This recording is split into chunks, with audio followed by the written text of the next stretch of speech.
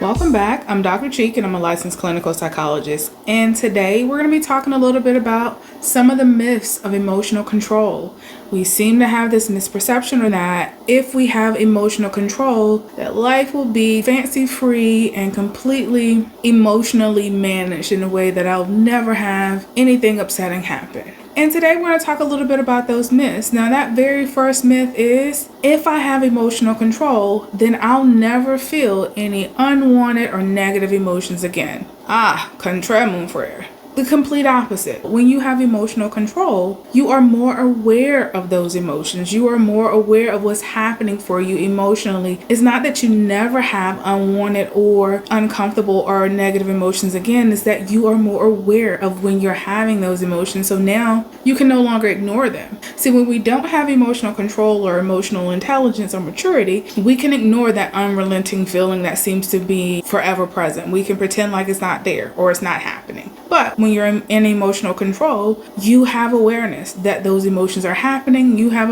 awareness when those emotions are happening. You have awareness of the intensity of those emotions. So the idea that if I'm in emotional control, I'll never feel these unwanted emotions again is less likely. You're going to be very aware of those unwanted emotions. You can no longer ignore them. Myth number 2 is, if I have emotional control, then I can keep or prevent people from knowing how I'm truly feeling. That's a yes and a no. Yes, and that if you have emotional control, then you have greater likelihood or more of an ability to control your emotional responses or how you react or respond to a specific situation. However, it also demonstrates a level of emotional immaturity. When we are emotionally mature, we don't want to suppress how we're feeling emotionally. We don't want to suppress our emotional responses to a situation. We don't want to manipulate others with our ability to control how we respond to a situation. So you can control how you respond to a situation, and more overtly, you can suppress how you're demonstrating or how you're showing up in a situation, which in a way could be not wanting to show your emotions, but that's not effectively controlling your emotions, because effectively controlling your emotions means that I am responding to a situation in a way that demonstrates that I know the emotions that I'm having, and how I'm responding is based off of how I'm feeling as well as how I want to respond. When we have emotional control, we don't suppress those emotions, we don't manipulate others. When we effectively control our emotions, we're able to demonstrate how we're feeling in a more effective way. And can you manipulate how you're feeling when you have emotional control? Yes, but it's not effective. Now, the third one I like a lot, because we seem to think when you have emotional control, you'll never respond or react solely off of your emotions. That is the furthest from the truth. When we have emotional control, it doesn't mean you don't respond solely off of your emotion. It doesn't mean that you won't have an emotional outburst or you won't have an emotional response to certain situations. What it does mean, however, is when you have an emotional outburst, when you are responding from an emotional place, you take full accountability for those behaviors. You take full accountability for your actions. You take full accountability for your interactions with another person or with that situation. That's the difference between having emotional control and not having emotional control. When you have emotional control, you are still aware that however you choose to behave, even in an emotional outburst, is still a choice. And in some cases, you may not be able to prevent that same emotional response from happening again, depending on the situation or if a similar situation occurs. Emotion control also takes into consideration that you are well aware that you can't control every aspect of your environment. So you know firsthand that there are going to be situations and times in your environment where things are simply outside of your control. And no matter how much emotional maturity you have, how much emotional control you have, there are individuals, there are situations that can push past those mechanisms of control and of maturity, and you're going to respond solely based off your emotions. The difference between someone with emotional control and someone who doesn't have emotional control is when you respond solely based off your emotions, you're more readily and more able to take accountability for how you responded. Another one is that if I don't respond or I don't react off of my emotions, then I'm not being true to myself. And others won't know what I'm truly feeling. When you have emotional control, it doesn't mean that you don't respond based off your emotions in a situation. It means that I am taking in consideration how I'm feeling, and I'm choosing to either verbalize or demonstrate how I am feeling in this moment. But however I verbalize it or I demonstrate it is not in a way that's going to be destructive, hurtful, or harmful to someone else. Because I have emotional control, I am able to tell someone how I'm feeling, what I need, what's actually happening in this situation that is upsetting to me, and I can say, this is what I'm going to do to help mitigate that, or I simply behave in a way that helps mitigate that emotional response that I'm having and maybe verbalize it later.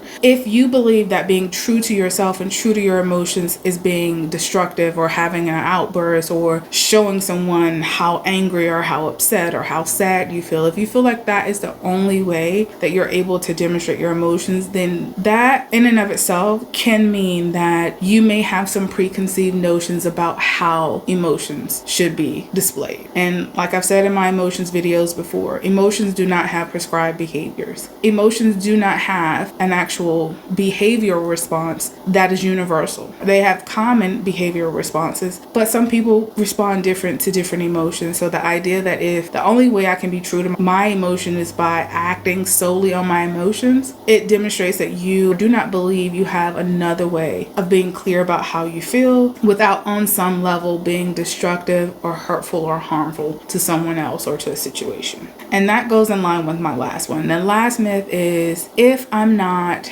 true to my emotional expressions, then others will be dismissive of how I'm truly feeling, or they won't take heed to how I'm feeling. My question for that is, how responsive are people to you when you have an emotional outburst? Are they more willing to do what you want them to do? Do you notice that in the moment it meets that short-term need or whatever that emotion is craving for or whatever that emotion is motivating you to do? But in the long run, this is the person that may stay away from you. This is a person that may disconnect from you. This is a person that no longer wants to have interactions or relationships with you because of how you respond. So have you internalized that the only way for me to get my needs met is if I have these explosive or uncontrollable emotional responses? People move when I have these outbursts. So have you noticed that when you respond emotionally, you're able to motivate people to move in the moment, but it actually doesn't address the root cause of that emotional response? So yeah, if you want to, if your goal in that moment is to get the short-term gain for someone to do whatever it is that you're wanting to do, or whatever it is your emotions is telling you that you need in that moment, if that's all you need and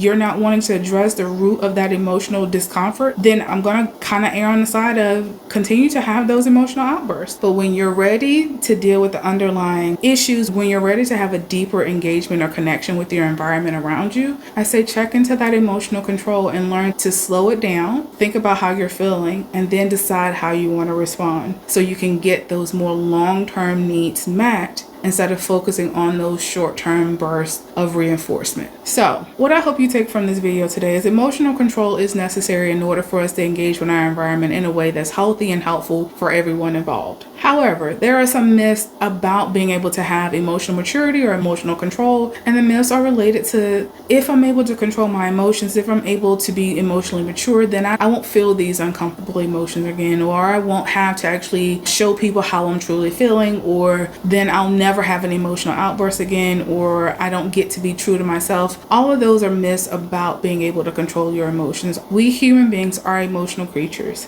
and there are things that are within your control in your environment, and there are things that are going to always be outside of your control. And when you are aware of those things or those elements in your environment, you're less likely to be reactive to a situation and you're more likely to be responsive. Now, are there times where the emotions are going to get the best of you and you act solely from an emotional place? Yes. And the difference between someone who has emotional control and someone who doesn't is that the person with emotional control takes full accountability for that emotional reactivity or the emotional response to a situation or a person.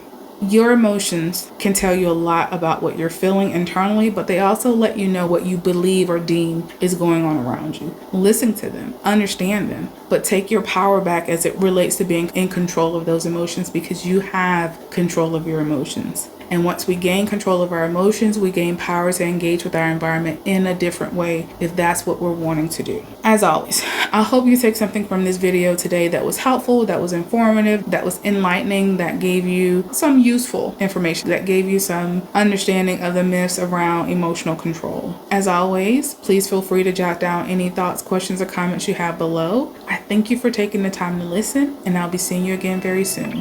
Thank you.